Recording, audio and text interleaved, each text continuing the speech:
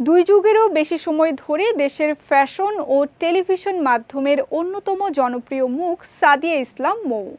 Modelling কিংবা অভিনয় দুই জগতেই তার সৌন্দর্য ও নিপুণতার স্বাক্ষর বহুবার দেখা গেছে।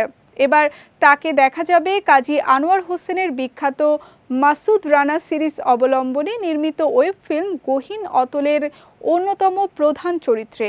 আর এই অভিজ্ঞতা নিয়ে বেশ আনন্দিত ও সন্তুষ্ট মৌ নিজেই। গহীন অতলের গল্প মূলত কাজী আনোয়ার হোসেন রচিত আর্তনাদ উপন্যাস অবলম্বনে হলেও সময়োপযোগী করে তৈরি করা হয়েছে এর চিত্রনাট্য।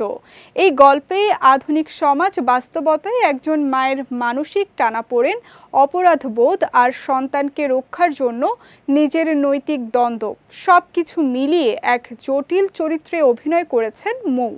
এই ওয়েব ফিল্মে মৌয়ের সঙ্গে অভিনয় করেছেন গাজী রাকায়াত, রাশেদ মামুন অপু, নাফিস আহমেদ সহ আরও অনেকে।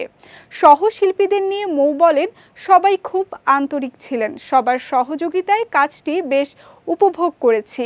একটা ভালো টিম ওয়ার্ক ছিল, যেটা স্ক্রিনে বোঝা যাবে বলে মনে করি।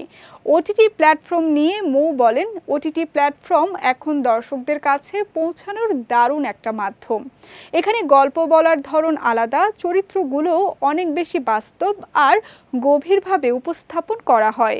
ওয়েব সিনেমা প্রসঙ্গে পরিচালক আকা রেজা গালিব বলেন, ওয়েব ছবির গল্প মূলত পারিবারিক আবহে গড়ে উঠলেও এতে রয়েছে একটি জোরালো থ্রিলার উপাদান, যা দর্শকদের এক ভিন্ন অভিজ্ঞতা দেবে।